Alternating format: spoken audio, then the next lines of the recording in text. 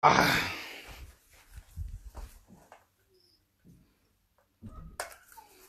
yeah, sorry.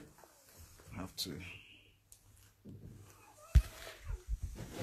Yes, I have time for you now, Dilly.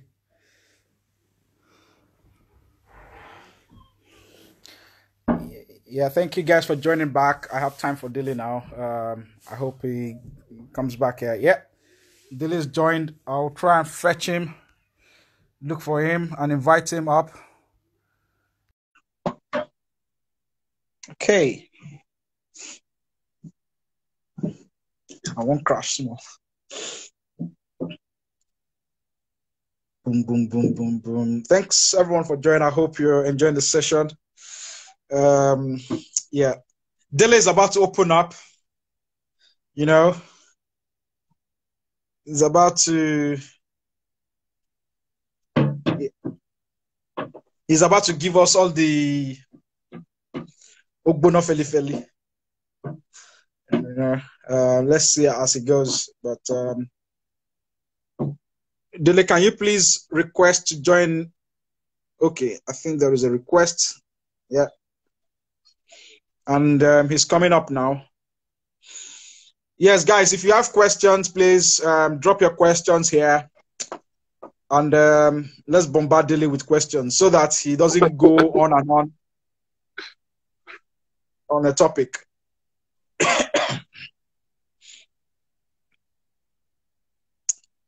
Man, we should not have gone off because now this thing is taking its time to take some time. Yeah. It's gonna get there.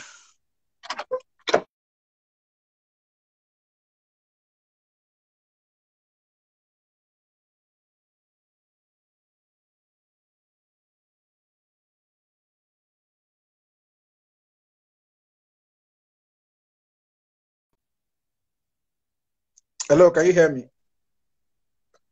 I can hear you. Yeah, so we can't. I can't see you, but it's all right. Like it happened before. Yeah.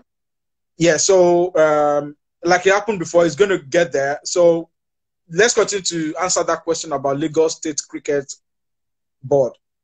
What can they do better? Lagos State? Yes, that was the question Femi John asked. Yeah. Okay, let's Lagos State is, I don't know if it's the government or it's the Cricket Association. I'm not involved in the politics in Lagos State, so I can't categorically tell you. Yeah, but surely, say for example, no, I'm going to. I can't tell you what the problems are, but okay. I don't understand why there are problems. Okay. This is the richest state in the country in terms of IGR.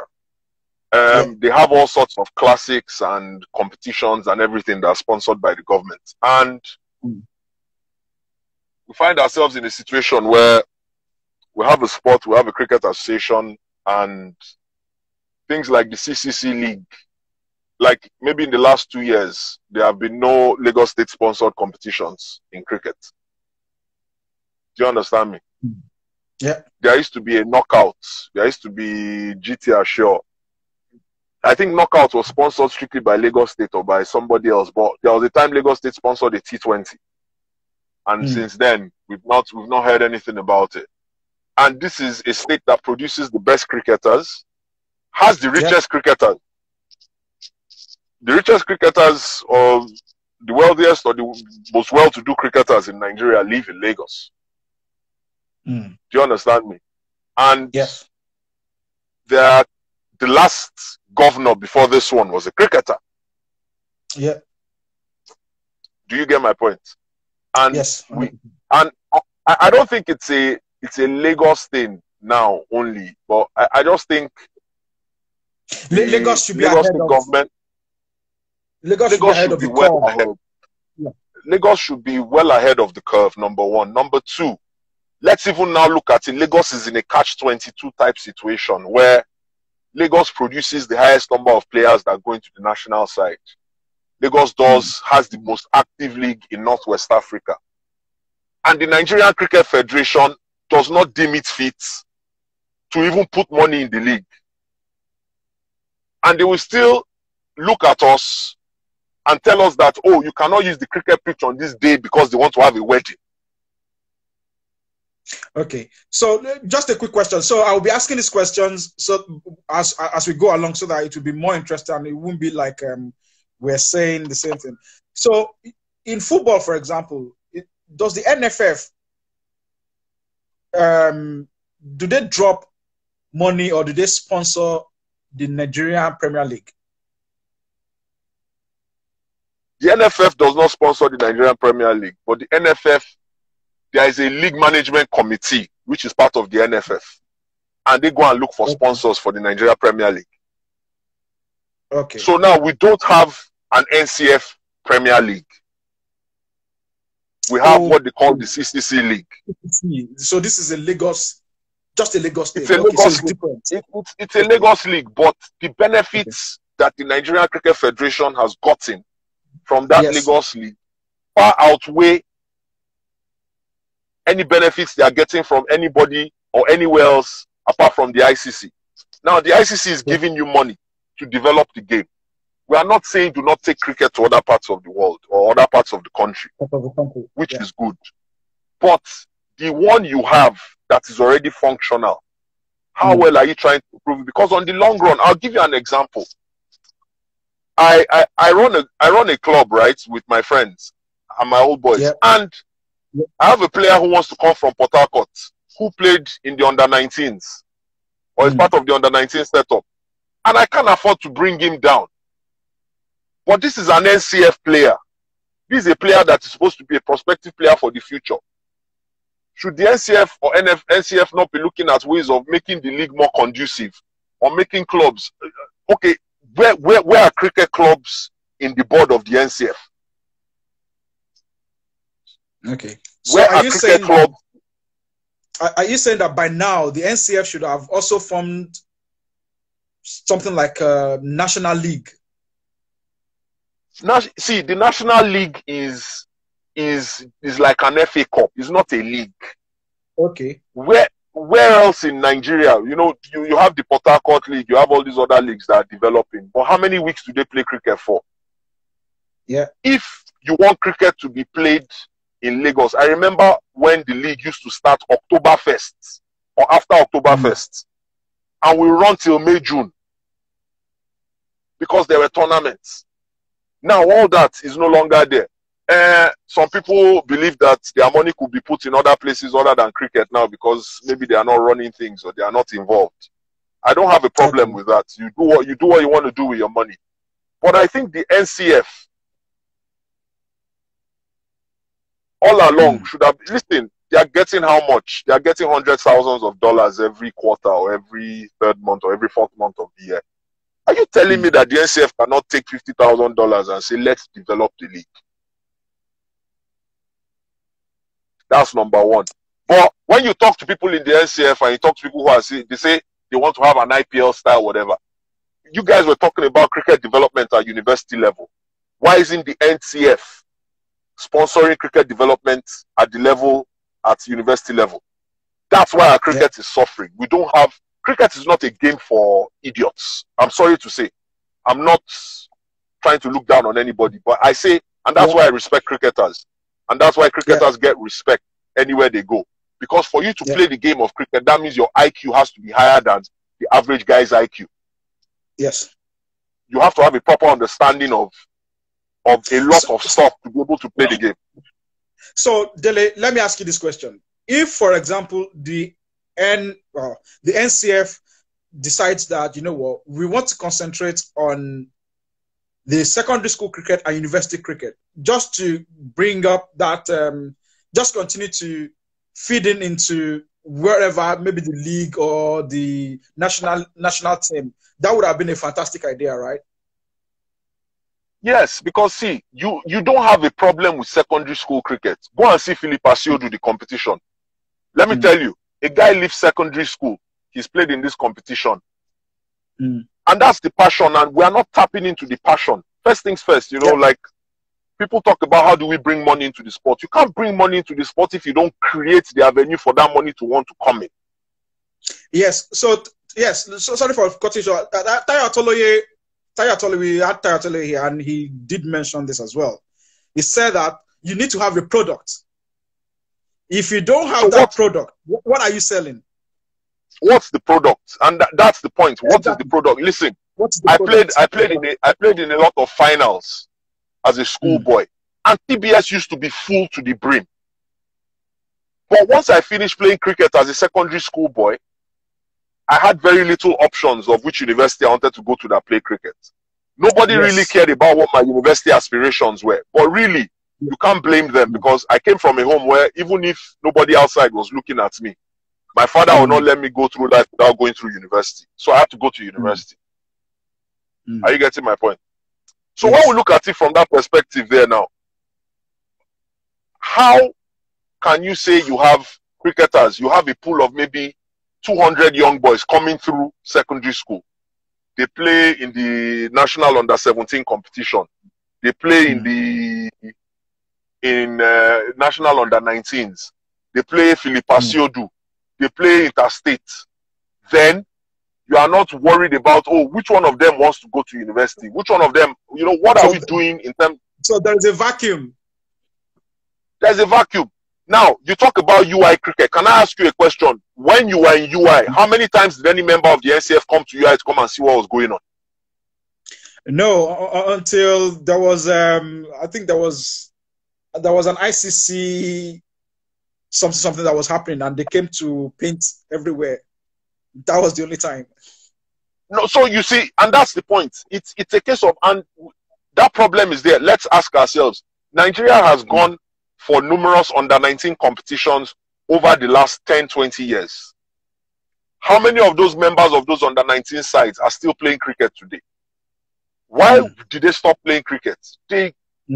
Boys have to go and hustle. Yes.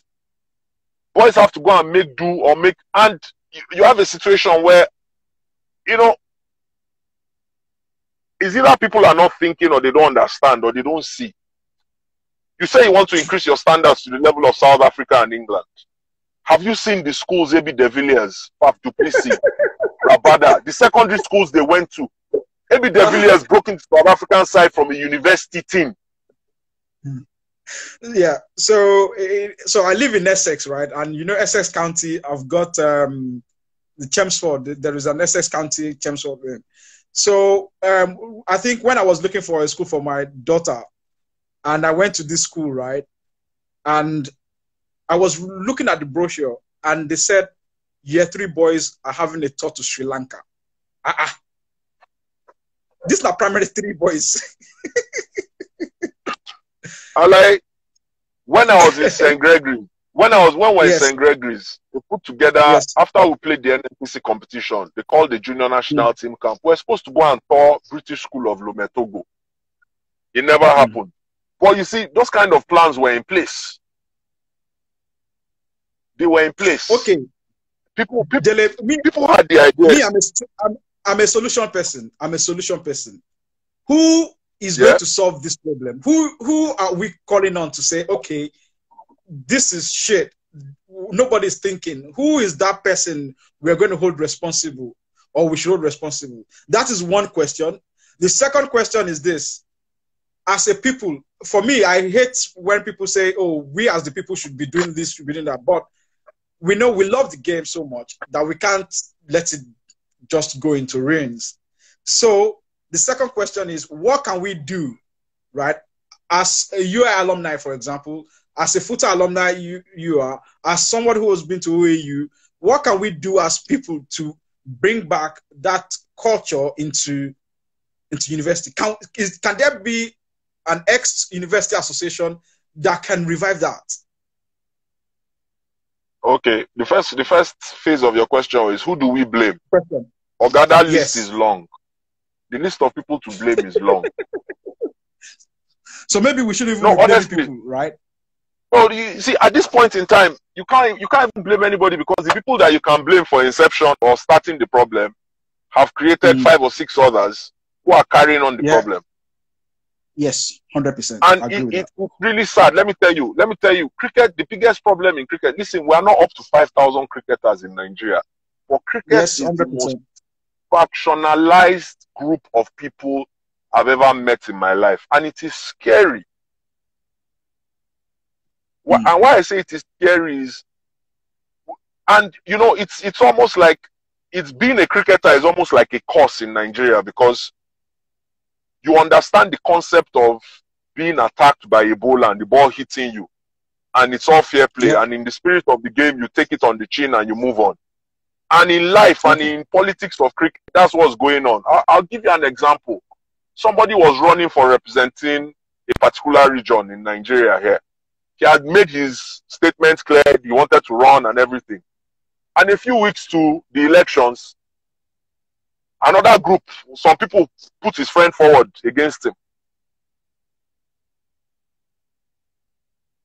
I'm serious. And it's not like if, you know, where you're supposed to be pushing a united front, you're already dividing the house before you even get there. So those are the issues. And that's why over the last few years, riffraffs and charlatans have taken over the administration of cricket in Nigeria. And it is sad. You know, you can see somebody, you can see the person isn't thinking for shit. I'm sorry to say, pardon my French, but the guy isn't thinking, and he doesn't have an idea of how things should be done. Listen, I play cricket in England. I've seen cricket being arranged from, you know, club level to league level, minor arrangements. You know the level of organization that goes into cricket. Sometimes we pay money to play the game. Yes. Do you understand me? And over here, continue. And over here, you see people making a conscious effort to improve the game and do all they can to make the game better. And because of stupid politics and personal ambitions and personal, you know, poverty is just a problem in this country, because even people who you assume have made it in life still think as if they are poor. So Dele, I told you, me, I'm a solutions person. I always look for solutions to challenges. Right. There is a problem. We know there is a problem. And if I ask you, when did you start? We've talked about it. Generations upon generations upon generations. Right. Me, you, and other people here. How can we, one, solve this issue? Two, we know there is a vacuum in the university teams. How do we block this vacuum? How do we create that? I'm just looking for a solution. In your own ways, have you ever thought of that? What do you think the solutions are?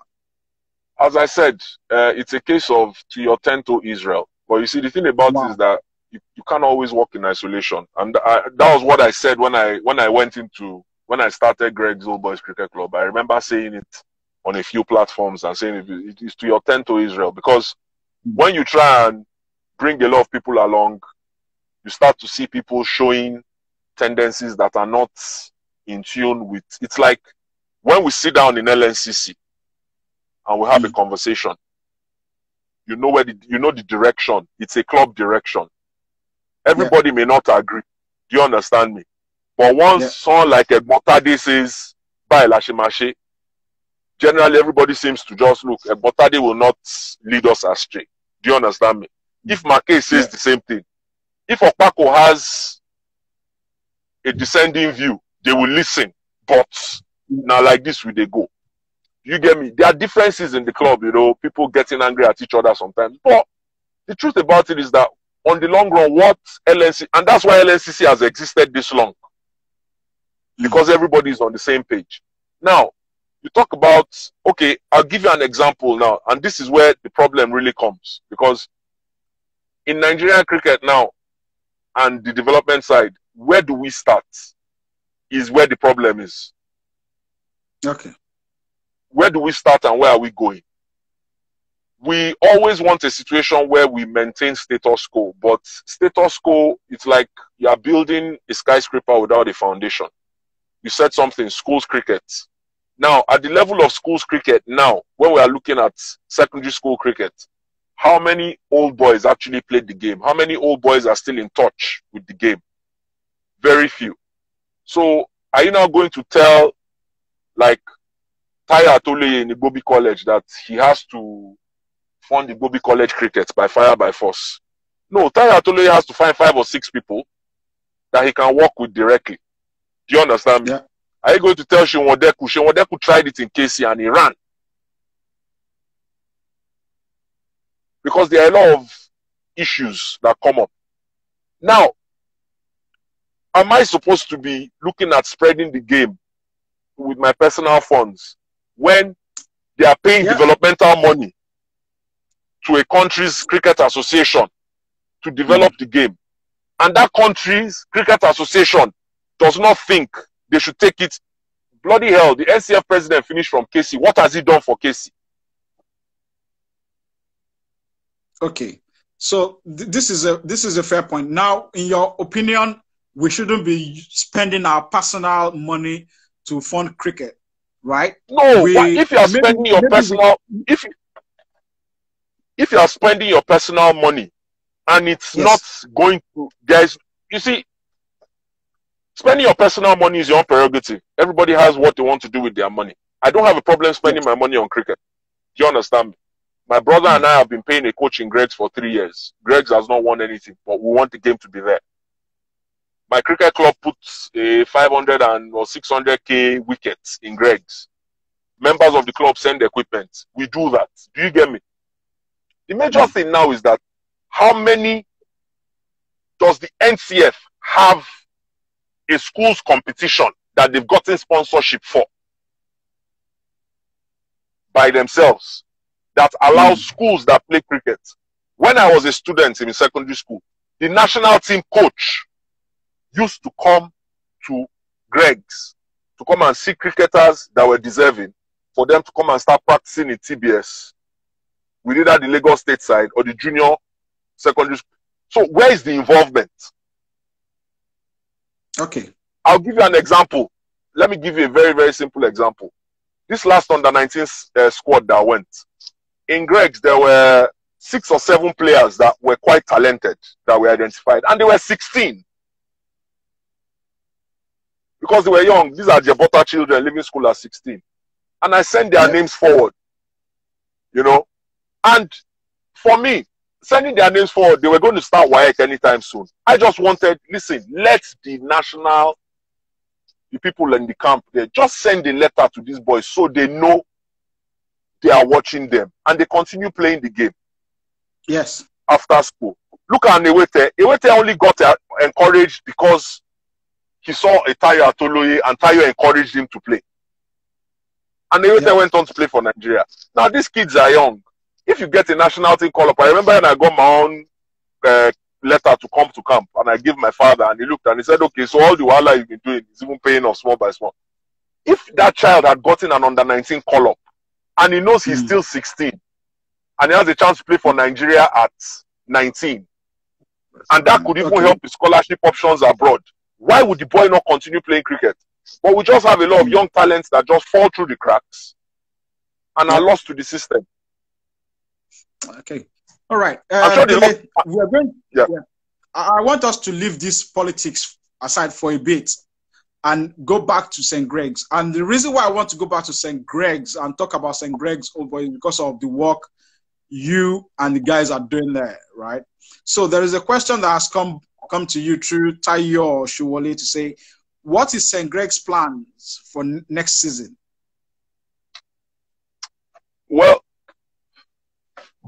it's still a conversation that is ongoing between, like, Demola Onikoyi came into the club as coach, and I had the conversation before the COVID lockdown with him when we were practicing. We were doing some workouts with the young boys. You know, we have 2 teams. We have a young side, we have an older side. And, you know, funding issues, which we do have, that's, I think every club that is starting off has all those issues. You know, when you don't have any millionaires on your club, you struggle. But but really,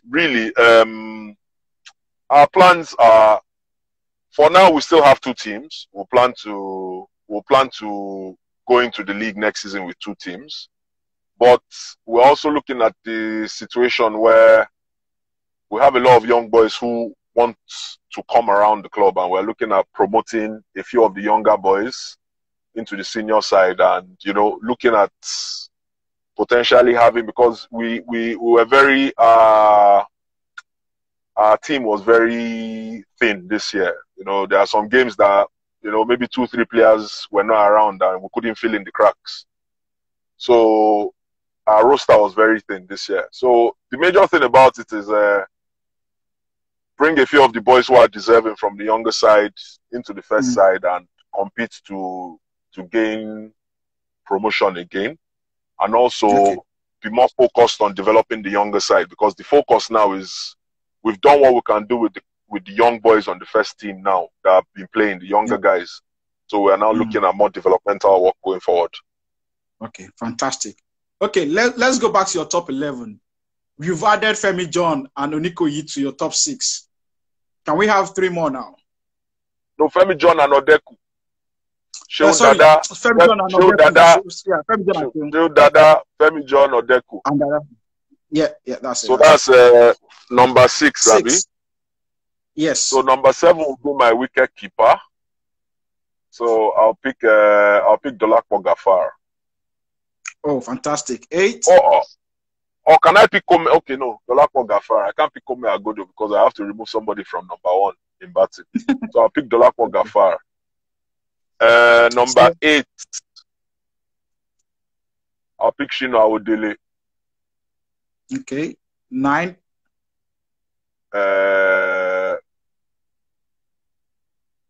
Benjamin Aya. As a bowler, right? As a bowler, yeah. Yeah. So good. I'll go back to politics again. Quick one. And this is somebody said something here, and this is why I want to just talk about it. I'm trying to find it now. I should have pinned it. So somebody was talking about how is that foundation, right? Like, yes, I think I found a black bird. This is I think this is Joshua Yonaike, who is the Nigerian captain at the moment. I think we need an NGO with the Beaton House that had many years ago, membership-based, concentrate solely on foundation, primary schools, secondary schools, university. Do you think this is still something that can happen? Honestly speaking, from afar, right, I thought the House Art had done a great job. So do you think this is a solution? Maybe to the university side of things?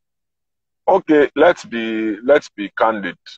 This House Art, bringing up House Art here is a very sensitive topic for me because you are not a fan of them. I'm not a fan of House Art. Okay. I've never been a fan of House Art. I was actually supposed to be, my generation was supposed to be the first set of young cricketers under the House Art Foundation. But all right. Tell us why you think the House Art model doesn't work and shouldn't work. Then. The only reason the House Art model to me, the House Art model is okay. It's okay. But the problem with the House Art model with me, and it was the same problem we had even then, was accountability. Okay. There were issues regarding accountability. But yes, House Art did a lot to take cricket to places that that cricket was not being played. Do you understand me? Yeah. But House Art only did that to spite, and that's the way I look at it. House Art did a lot of that to spite the cases and St. Gregory's of this world, which is not an issue. Asaruddin, that is basically like everybody talks about Asaruddin and how that's producing a lot of talents from Asaruddin, but really the person that really brought cricket to Asaruddin and did all the groundwork there was Augustine Inyanya, and that is one coach I know, and that's the real coach that knows how to teach young kids how to play. A lot of people talk about Olisa Iguatu Passarella being the best coach for young kids, but I was a kid when Augustine Inyanya came to coach us in Greg's, and you know, someone that knows how to talk to a child and get in the child's head and bring out the best in you. That was Inyanya. And you know, NGOs, yes, fine, but how active are the board? Is the board of the NGO? Regulation. you can't I'll give you an example. I played the first Kings tournament, which was organized by Housat, and they were giving bats and everything. And by the second tournament, they were giving bats to us for man of the match and player of the tournament. By the second tournament, we weren't even getting mineral. We were getting Coke for water break. By the time the second tournament was happening, the level of the sponsorship was there because the same people who came for the first one came for the second. Yeah. But the implementation wasn't there. I've seen there was a tournament that was taken away from Housat a few years ago. And why was the tournament taken away? They were using one ball for the whole tournament.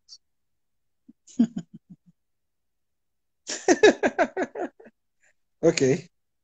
I went to watch St. Gregory's play, and I saw the cricket ball. Listen, you can't say you see, there's no cutting corners in this game. You can never cut corners in cricket, and you know that.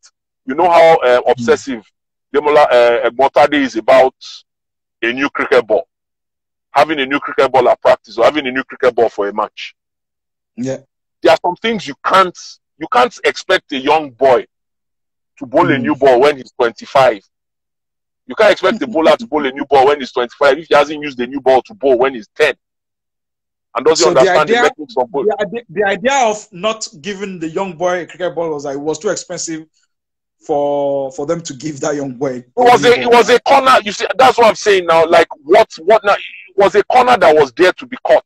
They cut the corner because it could be cut. The young boys can't ask the question. If I were a schoolboy in St. Gregory's College and I was coming to play a tournament and you gave me an old boy to start the game, I will go into my kit bag and bring out a new ball. Yeah.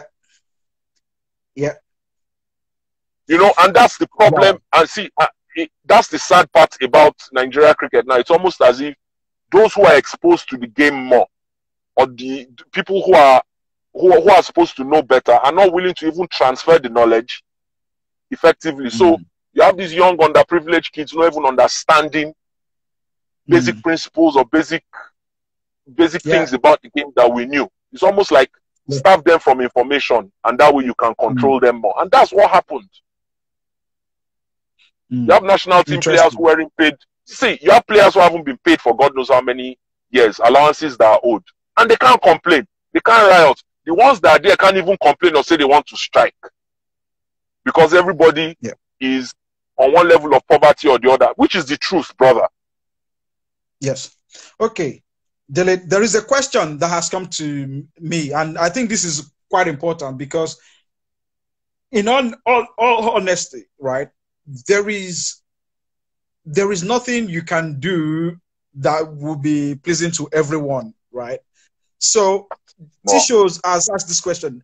Dele, is there any chance you can remove personal differences and opinions about, I can't even see these questions for you.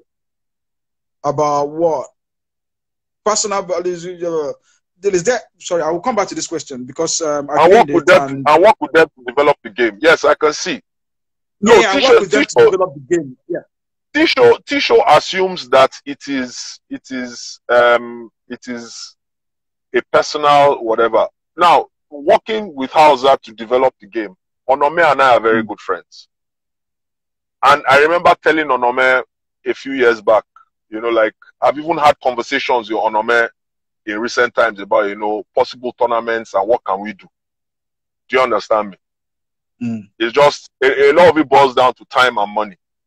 And Onome is doing a great job now with Housat. The times Housat was misbehaving, times of Joseph Ishwa, we all know what he went on to do when he was at the NCF. Do you get my point? But and let me tell you something, and that's what people don't realize. Two members of the board of Housat, Professor Philip Asiodu, and Philip Asiodu is like an in-law to me.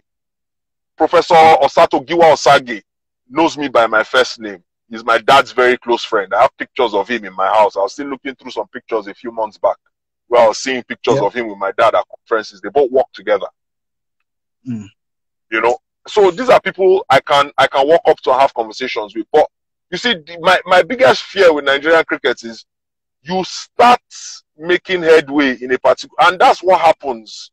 You know, you start doing something right, and the old snakes start to creep out of their crevices and holes, wanting a share of the booty. And that's why I said the mentality I have going forward is, people talk about why don't I get involved in cricket administration. There was one time they were trying to push me to run for CCC, a position in CCC. I'm not against that. I may not have the financial strength to be able to do those things now, because running the CCC, those guys there, listen, are legends. All them, Tayo Showole, Ugeli, Peter Mani, and Charles Omera, the former. Those guys are legends. They did a lot to ensure cricket continues. And that's why I shouted in the beginning of this second half was, what is the NCF doing? Is the NCF blind? Can the NCF really assume? You know, like, we talk about why must, in Nigeria cricket today, who is the savior of Nigeria cricket today? The new savior of Nigeria cricket is Mr. Uye Akpata, with all the great things he's doing. But must he do it alone?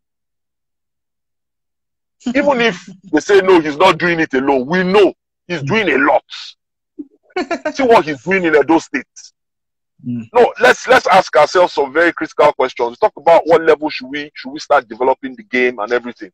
How many cricket pitches do we have in Lagos? Yeah, you talk about the Lagos State Cricket Association. How many cricket pitches does the Lagos State Cricket Association own in Lagos?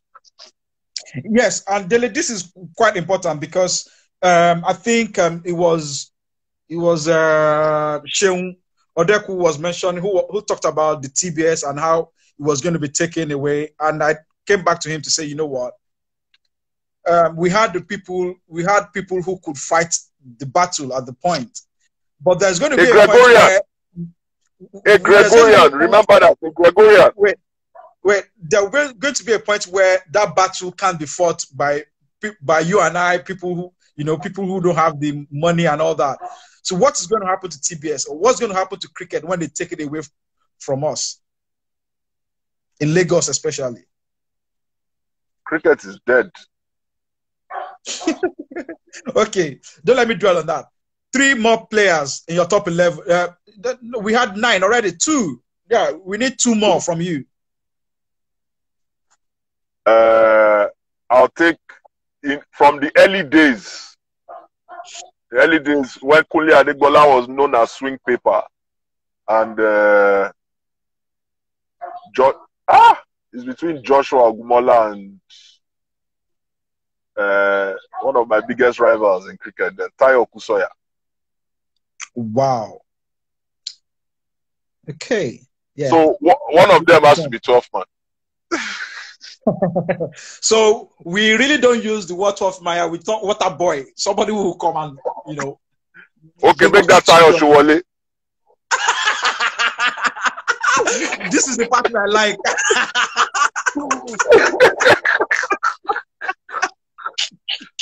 I don't know why this part, I enjoy this part so much. I said, I like I'm dying. Okay, Tayo Showole is the 12th man today. That's fantastic.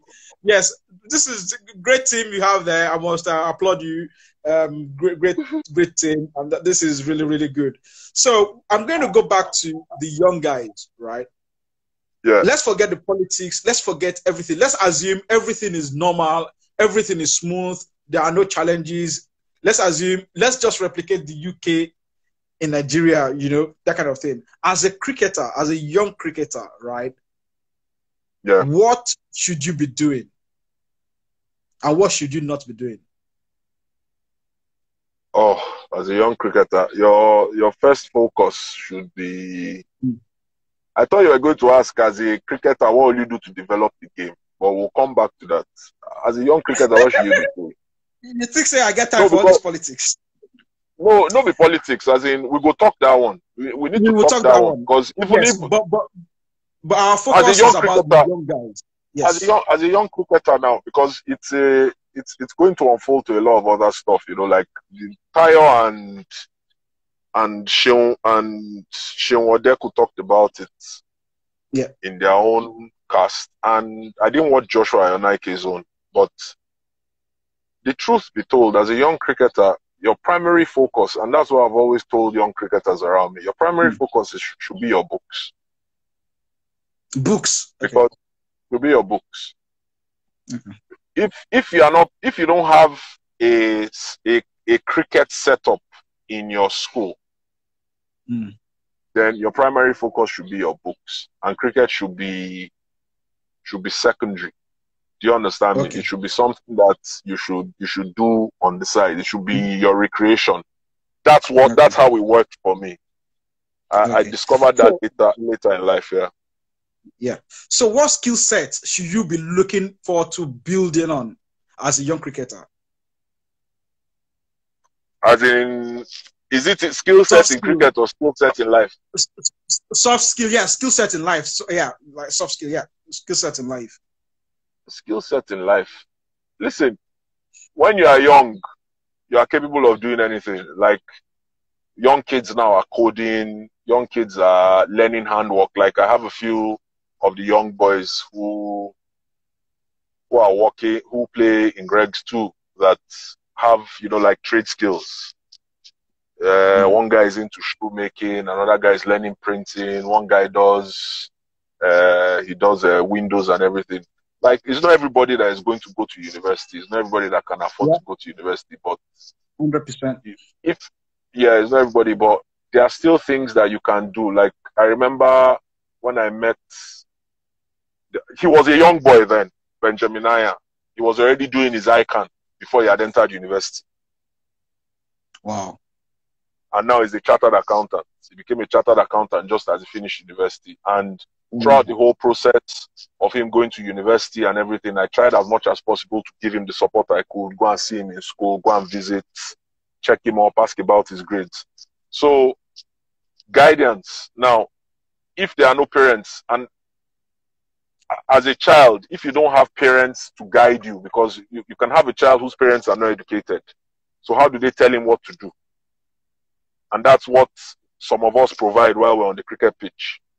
Like, I'll give you a very funny story. Like, I work as a geologist, so I go on all these field campaigns into the bush and everything. So what I actually do is I took a lot of young cricketers with me on these field campaigns so they can work, earn some money. So there was a particular young cricketer that went with us on this field campaign, and I had two graduates of geology from the University of Ife, one guy from Osu. One of them had 5 years experience. The other ones were fresh out of university, and they were working under me. And this guy who was working as a field hand is very close to me, and, he was having a conversation with them. They were talking geology, and, he had been picking up the geology, then anytime he gets to a new outcrop, he calls the name of the rock and he says, see this one, see that one. They were like, guy, you are very brilliant. What's up with you? Are you in university? Because he wasn't particularly young, and he goes, no, that he can't afford to go to university. And they're like, how much do you know the school fees for universities? He said that last year they were telling him it's about 150,000, 200,000.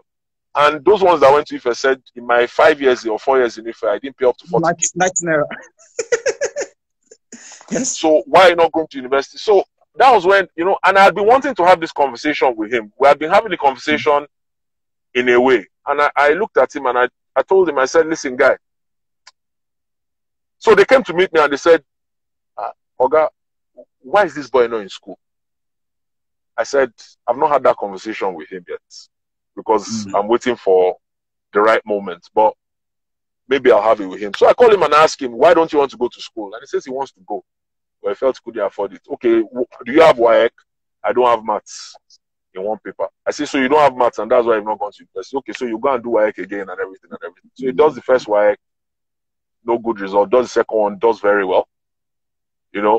Then he realized he can't do physics and chemistry, so he wants to do another course, maybe arts or something. And I'm trying to support as much as you can. So there is a position of where the guidance is coming from. I knew as a young kid, I was going to go to university. I had to read my books because that was what my parents told me to do. My parents were both educated.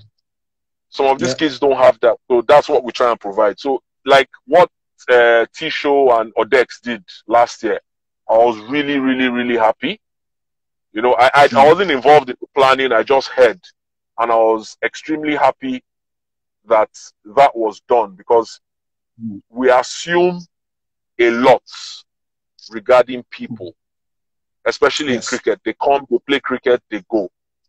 You don't know if the boy has the roof over his head. And believe me, you find out a lot like that. You don't know if the boy has eaten 3 square meals in the last 2 days. If he has eaten 2 meals in the last 4 days, you don't know. So there are a lot of things. It's not everybody, you know, there are children from better off homes. Yeah. But that's the situation. It's like when I was growing up as a child, 5 or 6 of us were going to Victoria Island. 3 were going to Surulere. 7 were going to Ikeja. Do you understand me? A lot of us came from good homes. But now it's a completely different, and that means it puts a lot of more responsibility on administration rather than, and clubs and personnel than before. Where if I was going to school, I didn't need to come and ask anybody for school fees. But you see a lot of that happening. Interesting. And Dele, this is why I appreciate what yourself as St. Greg's and IMCC are doing with the younger kids. And I think, you know what, I think this is, I don't know if it's a sustainable model, because I don't know how long we can do that. It's not as if the clubs are generating money to do this. It's just out of the pocket, and people are doing what they can. So, yeah, I think I will use this opportunity to say we continue to do it as long as we can. Let me tell you, I've seen amazing kids, you know, 200 naira. The thank you. You know, it's just the intention. As long as the intention is right. And you're not doing it for your own personal gain. And that's the problem I had with some people. They were using young kids for their personal gain. Like, there's nothing that stopped me now from putting together a set of videos, putting together some documentaries and everything, talking, and going to source for funds. And looking that, okay, I'm going to chop some money out of it. But no, there's a much bigger picture. We can do that. Listen, all these charities that you see making money, they didn't start big. They started small. But the fact still remains, you know, you want to do it just for the purity of helping somebody out, teaching somebody how to enjoy a game that you love. Because the only reason we are doing it is because of cricket. And the only reason we are doing it for cricket is because we love cricket. Okay. Yes. So I wanted to have your chance, right, at giving us solutions. As in, I'm going to count 4 solutions, and we have about 10 minutes because I don't want to go into the next 2 hours. So we have, can you give us four things that you think we should be doing going forward? Just 4, straight up. Okay. I'll try and be brief. First solution. Yes. Identify 5 or 6 states with universities that have the facilities. Identify 5 or 6 states. Let's start small. 5 or 6 states that have the facilities to play the game. So that means you identify those 5 or 6 states that have the facilities.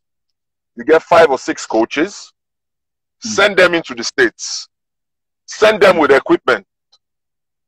In a year, have a tournament amongst those 5 or 6 states, including states that already have active participation in cricket. Let the secondary school boys play. Now, the NCF should get in touch with the universities. They can do this. There are people that go and play sports in universities. So the NCF should get in touch with these universities and say, listen, we have 10 or 11 boys. Do you understand me? That are coming in, and these are their jam scores, and we need you to get them into. They do that in Nigeria. You know, it's we're not saying cut corners, but you know, get 6, 7 deserving boys. You know get what? 6, 7 deserving boys. Yeah, you are very right, Dele. This already happens, right? Shewan Odeku shared his own story. I know of a personal story. I think I work with Tayo Oshowole and BGD at the point. All you needed, for example, to get into UI is 200. Once you score your 200, just go to the sports council, tell them you're a sports person, right? So that's what I'm saying. So by the time you get the boys from the secondary schools, so if the coach, you can tell the coach, I want you to coach. So you assign coaches, and not just any coach, active young boys. Assign coaches. We want you to teach cricket in 3 or 4 schools in this state. These are the 3 schools we want you to go to. And pay them. Teach them cricket, pay them, rent accommodation for them. Because listen, all these things we are talking about are not going to cost shishi outside Lagos. Rent accommodation for them, put the coaches there, provide them salaries, provide them equipment, and let them go and coach the schools. So once you do that, from those 4 schools, pick a state team that goes into that state championship or state tournament. From that same team, pick the boys, or from all the schools, pick the boys that have the academic whatever, send them to the university. Do you understand me? Once they get into that university, automatically the coach is now coaching the schools and the university. That university automatically is playing cricket. Now, the NCF needs to take university cricket from WAUG. The only university cricket tournament being played in Nigeria is WAUG. And that is bloody sad. Because automatically it means... Nuga. That means the NCF does not expect... That's the way I look at it. Over the years, the NCF never expected cricketers to go to university, or never prepared for cricketers going to university. At least they stopped. So now, if you want to look at, so once you look at that, think about the best players that came through Nigeria. You know, like, look at all the players that you've talked to. There are players who are good and have shown promise. But look at players. See a Chimeze Onwuzulike. Chimeze Onwuzulike's cricket went from stellar to intergalactic in his years in Ife.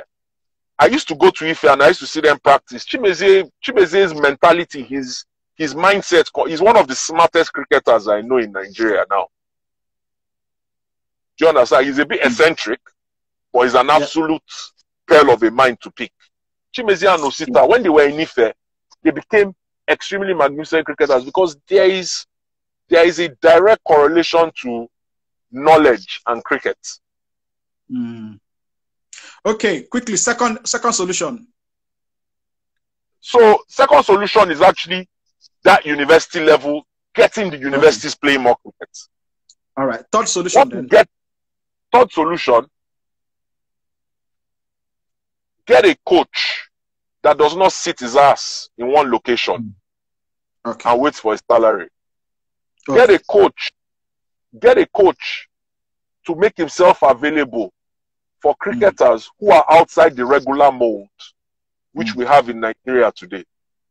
So I'll give you an example. Why should Shenwo Deku not be playing cricket for Nigeria now? The only reason Shenwo Deku is not playing cricket for Nigeria now is Shenwo Deku is a busy man.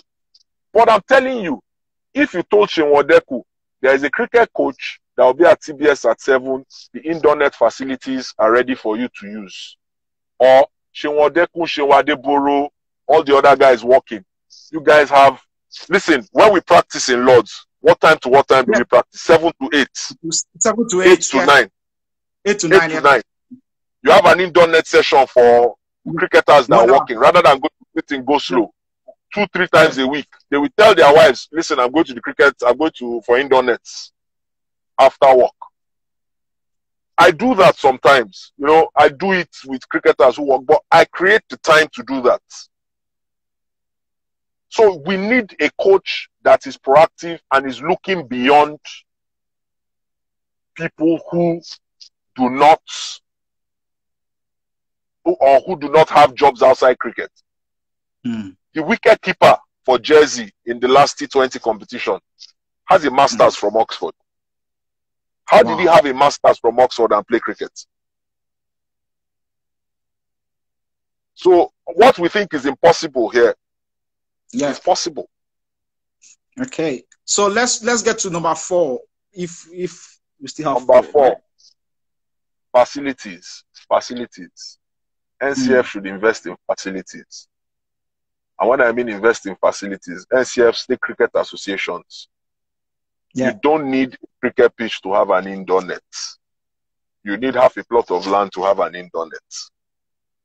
We need to, and it's the fight I'm still having with the CCC on a lot of platforms. We need to take the game outside the regular places we play it. We need to explore. We did a bit of exploring and we met some obstacles on the way from within cricket circles, which to me, that basically killed me. Mm-hmm. The obstacles we met, conversations about checking up grounds, looking at things and writing a letter to some government people, and next thing, everything just gets, it is sad. Mm. It's sad. I live in Magodo in Lagos. There's a place down the road from where I live in Magodo called the Saddle Club. The Saddle Club has the biggest expanse of land I've seen. I found out from Ewa Henshaw that in the 70s, they used to play cricket at the Saddle Club. Wow. Odepii, if you are traveling to Ibadan from Lagos, have you traveled by road well? From Ibadan, from Lagos to Ibadan? Yeah. Okay, so when you look on the right, Abega, there's one open field. Oh yeah, the Polo Club. Polo is the Saddle Club. It's just horse riding. They don't play polo like that there. Yeah. So what stops the NCF from partnering with the Saddle Club? Mm-hmm. What stops the NCF from saying, listen, you guys are a small association. We give you TBS certain times of the year. You give us your own ground certain times of the year. We pay for maintenance and whatever. It can be done. Mm. You get me? Yeah. But, okay, man. Dele, I know that if we give you an extra hour, we will still have something to talk about, But it's been an honor to have you here, bros. When we were planning this, we thought, this is the longest we have ever gone, Sha, by the way. You've broken our record. 1 hour 15 minutes, 1 hour 20 minutes we are done with, but this is 2 hours, Yeah.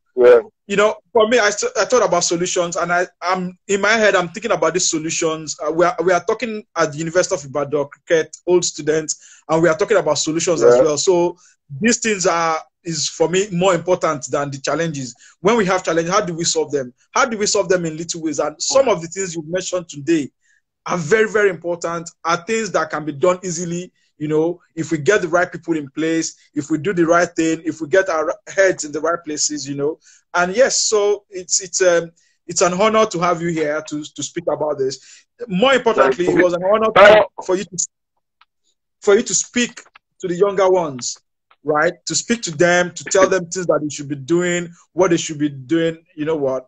Thanks a lot. Just 30 seconds for your last few words. 30 seconds. Oh, I'm back on video now. Sorry. 30 seconds for my last few words.